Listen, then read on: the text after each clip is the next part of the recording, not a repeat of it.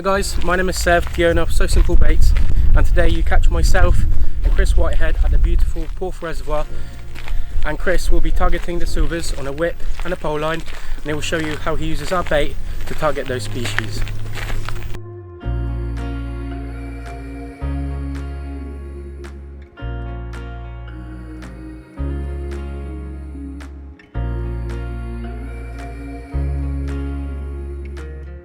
Yeah, good morning. I'm here on what used to be Peg 15 on Porth Reservoir, just outside Newquay, which used to be a really well-known match venue. Haven't fished it for 25 years, so I'm here to try and catch a few fish and see how it is. My approach today is just going to be on the whip and on a pole. So here's my favourite go-to roach mix, which I'm going to be using on the whip because I expect to catch a lot of, well, hopefully a lot of roach at a reasonable distance. So this is my first go-to sort of roach mix is aniseed. It's obviously, like it says, it's got lots of aniseed in it. Very, very fine mix. No fish meal. And there's some ground coriander in there, and there's some other bits and bobs which the roach absolutely love. I'm going to mix that with BMGX, which is a very dark ground bait, also good for roach and skimmers, but the flavours are going to overtake that mix because, like I say, I'm aiming for the aniseedy flavour for the roach. Also going to put some sweet FA2, not so much, so I'm going to do one bag each of these and half a bag of the sweet FA2. This is a very fruity mix and has got a few little additives in it, and it really does bring something to the game. So I'm going to put all of these into the bucket now. Give it a good stir. It will take a reasonable amount of water, so obviously there's like 2.5 kilos of ground bait in there, so it will take a couple of minutes.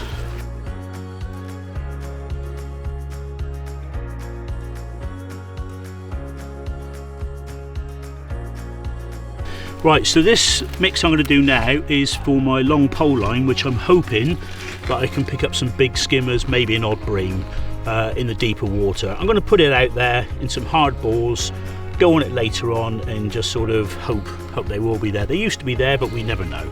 So for this, I tend to use the BMGX, which is a fairly strong fish meal ground bait, which is lots of bits and bobs in it, bit of sweetness in there, some nice sweet biscuit in there for skimmers, which they love. To that I'm going to add a fine skimmer mix as well, just because it works for me. It's a great all-round skimmer bream mix. It helps break up the binding from the BMGX. Once that's mixed, once it's been riddled ready, then I'm going to add these little beauties.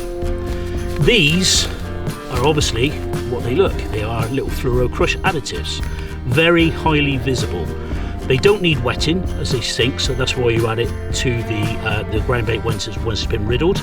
But as much, you only need a small amount, and I'll show you that in a moment, because you don't want them feeding on it. It's just an attractant. It catches their eye and they home in on it, and it's really, it's really taken off and works really, really well.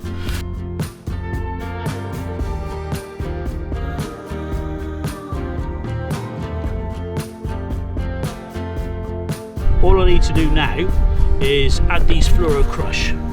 Like I said, they're a visual thing. You don't need, it's a big bag really, there's a lot in there. Very good value for money. You only need, I'm going to start off with just sprinkling a few in there, mixing it around, and as you'll see, there was hardly any what I put in my hand, but look at that visual attraction. If that doesn't bring fish in, I don't know what will.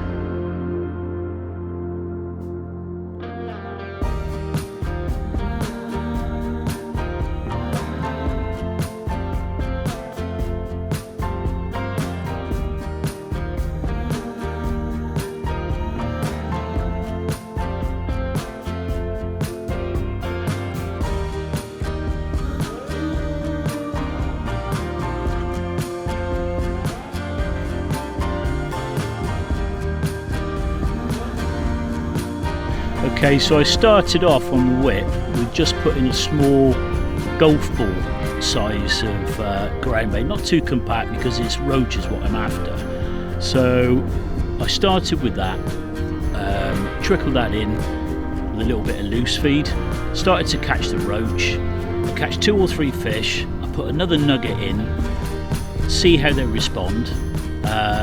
If they fade away again, then I put another one in. Try to catch 2 or 3 fish at a time. Also loose feeding in between just to keep the fish coming in, although unfortunately that also attracts the pike today. I've not had to feed too much ground bait.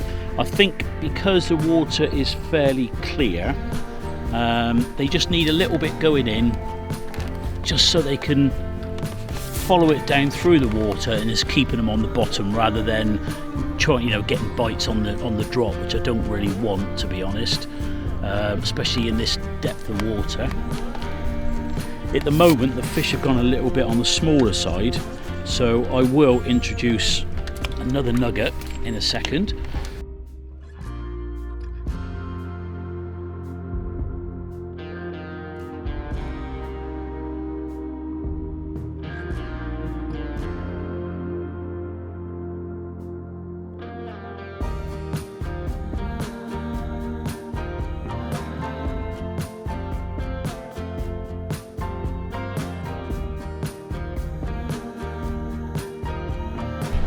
Right, so this is the maggots I'm using, which Seb from Coal Valley and So Simple Baits has did a maggot dye.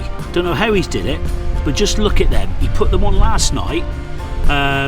They've obviously absorbed the red. Now this was ordinary red maggots, and the difference, unfortunately I haven't got any ordinary reds, but the difference is outstanding. I mean, those there, yes, I've got a little bit on my hands, but that's because I'm in the water, but there's no dust. They've actually seemed to have absorbed it. So I'm going to put a few in the water just to show you that other dyes in the past tend to disperse. As soon as it hits the water, the dye comes off. These actually just go down to the bottom because they've still got the dye on, so they still stand out as much as what they do now.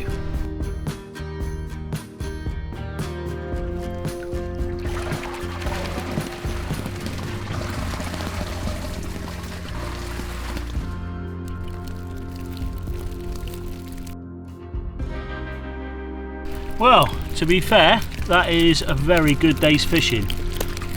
More than happy with that after, like I say, 20-25 years. So that's much more than what I expected to catch.